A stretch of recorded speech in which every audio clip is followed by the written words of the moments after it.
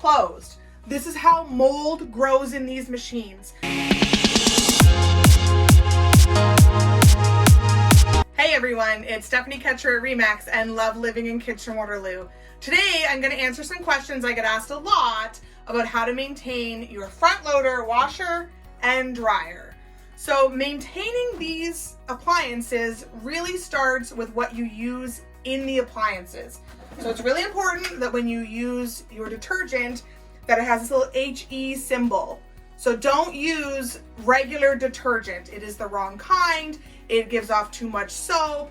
When something is too soapy in these kind of machines, they overflow a bit, it pops out, the tubes don't work as well on the back. So it's really important that all the drainage works well, and using the special low soap HE detergent is best for that.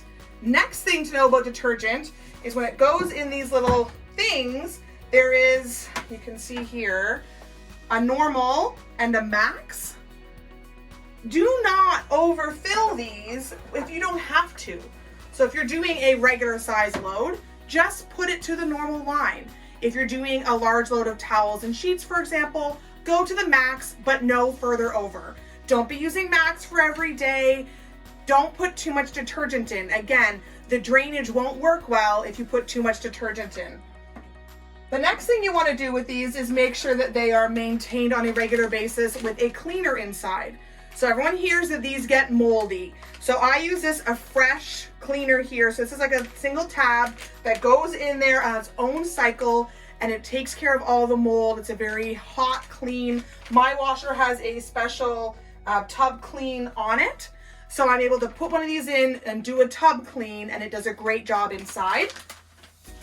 Next thing to remember is when you are done with your load, you need to leave it open. So don't close it. You can hear when you close it that it seals up really tight. Don't leave this closed. This is how mold grows in these machines. So they need to have airflow into them. I leave my door completely open. If you can't do that, at least leave it ajar. It needs to have airflow going in it so that it doesn't mold up.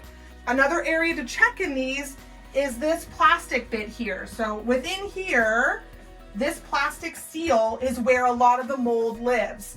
So if there's any mold in your plastic seal, you can clean this with vinegar, you can clean it with bleach, you can clean it with some water.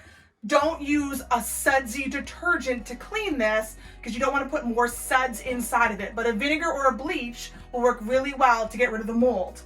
And then down here, this is what you open up to clean out anything that's basically lodged out of your clothes and got caught in the drains. This comes out here. So I clean this out generally every 2 months or so, and I run the fresh at the same time. So what I do is I come through here, I wipe down, I wipe the front, I clean out the hoses at the bottom, and then I run through that tub cleaner in there.